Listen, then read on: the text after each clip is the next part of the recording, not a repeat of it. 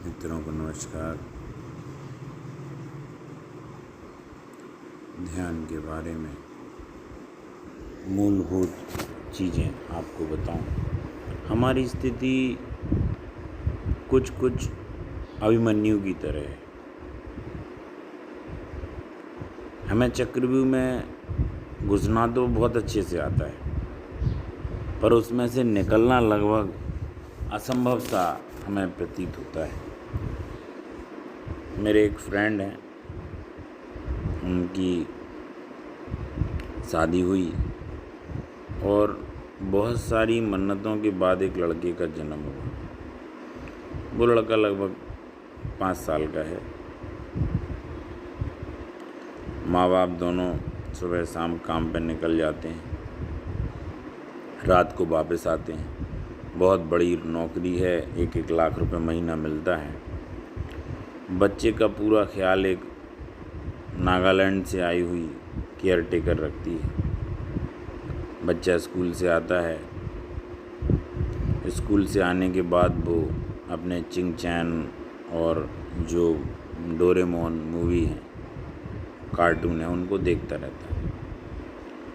Care taker उसको एक phone पकड़ा के अपने काम में लग जाती है, वो भी टीवी देखती है। जब भी मेरे मित्र, उनकी वाइफ जब कभी मेरे से कंसल्ट करने आते हैं तो अपने बच्चे के बारे में पूरी जानकारी बताना शुरू कर देते हैं। अब वो एक अच्छे और बड़े जयपुर के किसी बोर्डिंग स्कूल की प्लान दिमाग में रखे हैं, जिसमें लाखों रुपए के खर्चे आएंगे। फिर वो अक्सर इस बात को दोहराते हैं कि हम दोनों लोग इसलिए काम करते हैं कि हमारी बच्चे की अच्छी परवरिश हो। मैं अपने उन फ्रेंड के पूरे ख़ानदान से परिचित हूँ। उनके पिता और माँ वो भी मेरे से डिस्कस करते रहे और उनकी मम्मी हाउसवाइफ रहीं पूरे समय। मेरे फ्रेंड और उनकी माताजी बहुत क्लोज़ रहे आपस में, लेकिन जैसी शादी हुई तो उनके बाद फ्रेंड माँ बाप से अलग हो गए। जिस पिता ने अपने पुत्र के लिए पूरा जीवन बर्बाद कर दिया, अब वो उनसे किनारा कर चुका है। मेरा फ्रेंड भी 1-2 साल में उनसे मिल लेता है। सास बहू में गहरी अनबन की वजह से उनकी बहन है जिसने शादी नहीं की या हो नहीं पाई, वो माँ बाप की सेवा करती है। मेरे मित्र की स्थिति बच्चा होने के बाद बिगड़ गई। एक तरफ अच्छे स्कूल में भर्ती का तनाव, दूसरी तरफ घर की कभी न समाप्त होने वाली खींचातान, और उनको डायबिटीज़, ब्लड प्रेशर, हाल ही में ऐसी बीमारी डायग्नोज हुई जिसे ऑटो इम्यून बीमारी के नाम से जाना जाता है। उनके शरीर में एक ऐसे तत्व का जन्म होता है जो उन्हीं के शरीर की हड्डियों को खाता है, उन्हें कमज़ोर बनाता है। जब मुझे जानकारी मिली तो यह बाद में सोचा कि आपको बताऊं। उनके इस द्वंद्व से भरे जीवन ने मेरे भीतर कई प्रश्नों को खड़ा कर दिया। अगर हम मोटे मोटे तौर पर देखें तो पाएंगे लगभग हर घर की कहानी यही है। सामान्य ढांचा, अस्वस्थता बीमारियों के जनक हैं। हम अपने स्वयं के लिए एक ऐसे द्वंद्वात्मक जीवन की रचना करते हैं, जाने अनजाने इस रचना के लिए हम सब जिम्मेदार हैं। फिर यही बीमारी जिससे हम ग्रसित हैं अपने बच्चों की ओर बढ़ा देते हैं। बेबीज ढांचे, संस्कार पर प्रश्न खड़ा नहीं करते। नई जनरेशन ऊपरी तौर पर बदलाव और क्रांति की बात करती दिखाई देती है, पर गहरे में हम कोई चीज़ें जकड़ी हैं, जाने अनजाने बढ़ावा देती हैं। किसी के पास भी रुककर सोचने का समय नहीं है। ऐसा लगता है कि हम बीमार होकर डॉक्टर के पास जाना पसंद करते हैं। बीमारी की जड़ों को उखाड़ फेंकने के बजाय हम ये करते हैं, शादी करते हैं, बच्चे पैदा करते हैं और अचेतन में लिए गए फैसलों की आप भरपाई करते रहते हैं। आप अपने जीवन के लिए तैयार नहीं करते और जीवन के लिए कोई तैयारी भी नहीं। आप अनजाने में घसीट रहे हैं। शारीरिक, मानसिक, भावनात्मक स्वास्थ्य की तरफ पहला कदम ये होगा कि चीज़ों को शुरू करने से पहले उसके अंत को भी हम देख लें। हम जिस चीज़ की शुरुआत कर रहे हैं उसे कई लोग पहले से कर रहे हैं।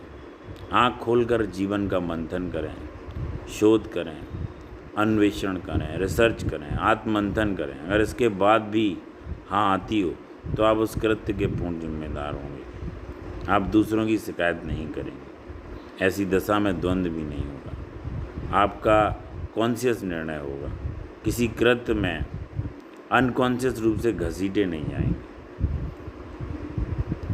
साइकोलॉजी कहती है अनावश्यक रूप से अधिक समय तक रहने वाला द्वंद्व बीमारी की जड़ है। यह हमारे कई हिस्से प्रभावित करता है। यह हमारे जीवन को कई भागों में डिवाइड कर देता है जो आपस में कभी एक दूसरे से एग्री नहीं होते। इनमें जीवन ऊर्जा का शारीरिक, मानसिक और भावनात्मक तल पर भी नुकसान होता है। ऐसे में जीवन में ध्यान की जैसी घटना बहुत असंभव हो जाता है। जीवन में ऐसे निर्णय लें जिनसे जीवन ऊर्जा एक हो।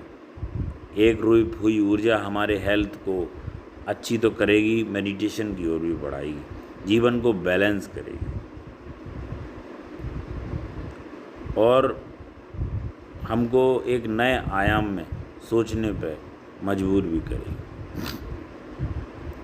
एक आदमी के बारे में मैंने और सुना, उनकी हालत दिवाला निकल जाने के बाद उन्हें बाज़ार में जाने से डर लगता है। वो बैंकक्रप्ट हो गए थे।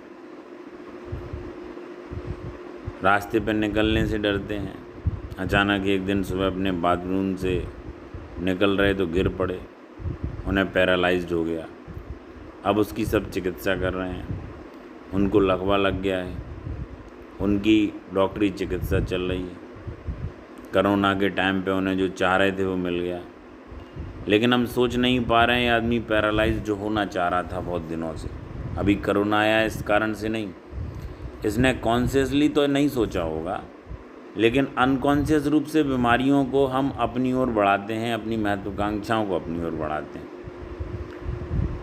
फिर उस व्यक्ति ने ऐसी धारणा बनाई या नहीं, सवाल नहीं है कि लकवा लग जाए।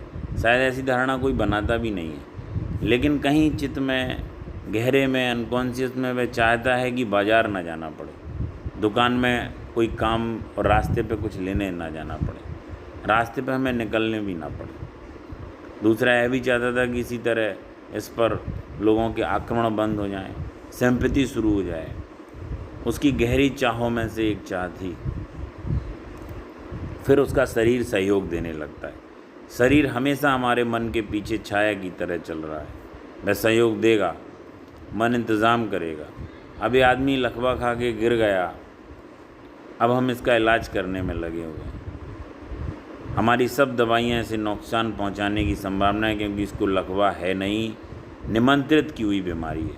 अगर हम लकवा किसी तरह से ठीक भी कर दें तो आदमी दूसरी बीमारी पैदा करेगा, और अगर वो ठीक कर दें तो आदमी तीसरी बीमारी पैदा करेगा, उसको भी ठीक कर दें तो वो चौथी बीमारी पैदा कर लेगा। असल में जब तक बाजार जाने की हिम्मत नहीं जुटा पाता तब तक इनकी बीमारियां पैदा होती चली जाएंगी। बीमारी होते ही पाएगा कि सारी स्थिति बदल गई। अब यह कह सकता है कि बैंकक्रप्ट होने की जस्टिफिकेशन है, मैं क्या कर सकता हूँ, लकवा लग गया। अब यह कह सकता है किसी के कर्जदार को कि भाई कैसे पैसा चुकाऊँ, लकवा लग गया। देखते नहीं ऐसी हालत। सच तो यह है कि जब लेने वाला इसके सामने आएगा तो खुद ही शर्म महसूस करेगा, इससे कैसे मांगे। इतनी पत्नी इसकी ज़्यादा सेवा करेगी, बेटे पैर दबाएंगे, मित्र देखने आएंगे, इसकी खाट के पास लेटे रहेंगे। मानसिक बीमारी का अपना तल है, लेकिन चिकित्सकों को स्वीकार नहीं करता, इसलिए उसके पास सिर्फ शारीरिक चिकित्सा का उपाय है। कोई कारण नहीं, इसके बियॉन्ड पड़ रही जो बीमारी है वह इसको इनकार करता है। वह कहता है हमारी बीमारी नहीं है। असल में उसे कहना चाहिए मेरे हाथ के भीतर नहीं है, तुम और तरह का चिकित्सक खोजो।